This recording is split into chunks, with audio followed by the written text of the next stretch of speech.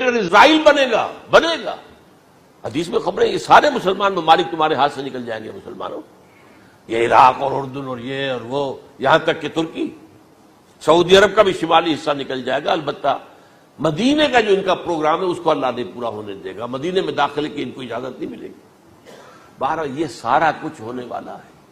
وہ وقت بھی آنے والا ہے کہ حضور کی ایک حدیث کے مطابق ایک شخص کے 1000 بیٹے ہوں گے تو 999 ختم ہو جائیں گے، ایک بچے گا۔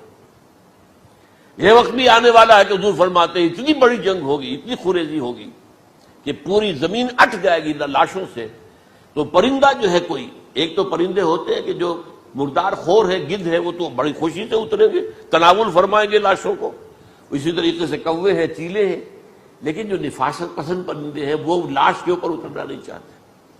تو ایک پرندہ اڑتا چلا جائے گا، اسے کہیں زمین پر اترنے کی جگہ نہیں ملے گی، لاشیں ہی لاشیں ہوں گی، یہاں تک کہ وہ تھک ہار کر اس کے جو ہے پر جواب دے جائیں گے، گرے گا تو لاش پر گرے گا۔ یہ وقت آنے والا، اور یہ یہودیوں کے ہاتھ میں، یا یہودیوں کے جو سپورٹرز ہیں اس وقت، جو ان کے ہاتھ میں آلہ کار ہیں، ان کے ہاتھوں آنا ہے۔ میرے نزدیک اس کام کے لیے اس ملعون قوم کو، کہ جو حضرت عیسیٰ کے زمانے سے ملعون ہو چکی ہے، اس کو باقی رکھا گیا ہے، اسے یہ موقع دیا گیا ہے۔ اس نے اسرائیل بنا لیا ہے، تقریباً 2000 سال کے بعد وہ دوبارہ آ کر آباد ہوئے اس سرزمین میں جہاں سے نکال دیے گئے تھے 70 عیسوی کے اندر۔ یہ سارا کچھ کیوں ہو رہا ہے؟ ان کا یہ استثناء کیوں کیا گیا؟ یہ بڑی تلخ بات ہے، یہ یاد کر لیجیے۔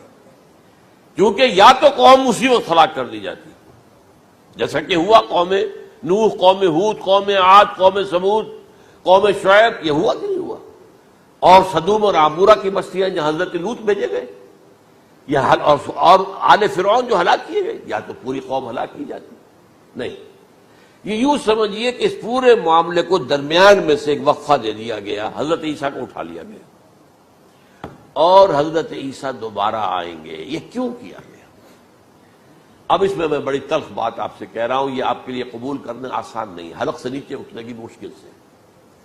اس قوم کو زندہ رکھا گیا ہے جو ملعون اور مغضوب علیہم قوم ہے۔ سب سورہ فاتحہ میں مفسرین لکھتے ہیں ضالین، یہ نصارہ ہے، اور مغضوب علیہم یہ یہودی ہیں۔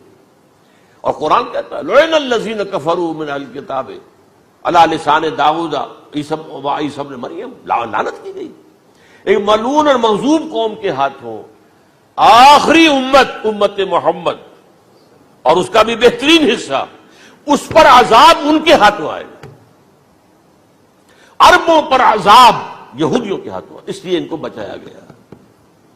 یہ میں نے کئی دفعہ واقعہ سنایا، مولانا اسلائی صاحب بتایا کرتے تھے، کیونکہ وہ راجپوت تھے، یو پی کے راجپوت، مشرقی حصے کے، کہ ہمارے ہاں کوئی نوجوان اگر کوئی بڑی گری ہوئی حرکت کرتا تھا تو اس کے سر پر چمار کے ذریعے، چمار کے ہاتھوں جوتا لگوایا جاتا تھا۔ اگر راجپوت کے سر پر راجپوت کا جوتا گرا تو چلو تکلیف تو ہوئی، لیکن یہ کہ راجپوت کا جوتا گرا ہے نا، پڑا ہے، لیکن راجپوت کے سر پر چمار کا جوتا، جس کو آپ انگریزی میں کہتے ہیں to add insult to injury, وہ تکلیف بھی ہے جوتا کھانے کی، اور انسلٹ ہے کہ چمار مار رہا۔ یہ امت سب سے خیر امت ہے، کنتم خیر امت اخرجت للناس۔ اس کے لیے عذاب بھی بدترین آئے گا، اور کن پر آئے گا؟ اس امت کا جو اصل نیوکلیس ہے عرب، جس کے بارے میں حضور کی حدیث موجود ہے ویل للعرب، عرب کے لیے بہت بڑی ہلاکت ہے۔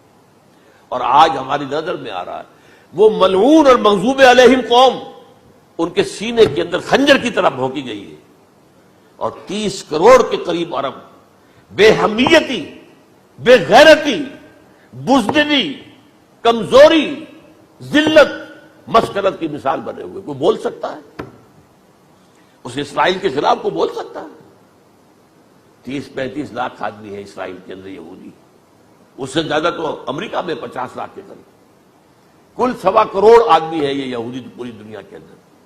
لیکن دیکھیے جو چاہتا کرتا ہے، جب چاہا اس نے عراق کے ایٹمک انسٹالیشن کو تباہ کر دیا، اور سعودی عرب کی فضا میں اس کو فیول کیا ہے انہوں نے، دوبارہ ری فیولنگ جو ہوئی ہے ان کے جہازوں کی، وہ سعودی عرب کی فضا میں ہوئی۔ اللہ تعالیٰ نے یہ کوڑا ان مسلمانوں کے لیے رکھا ہوا ہے کہ جن کے رتبے ہیں سوا، ان کی سوا مشکل ہے. جتنا اونچا مقام اللہ نے دیا عربوں کو، ان میں حضور کو اٹھایا، ان کی زبان میں اپنا آخری کلام نازل کیا، تو ان کی ذمہ داری بھی بہت ہے. جن کے رتبے ہیں سوا، ان کی سوا مشکل ہے. یہ ہے میرے نزدیک واللہ اعلم. اللهم صل على محمد وعلى آل محمد كما صليت على إبراهيم وعلى آل إبراهيم إنك حميد مجيد.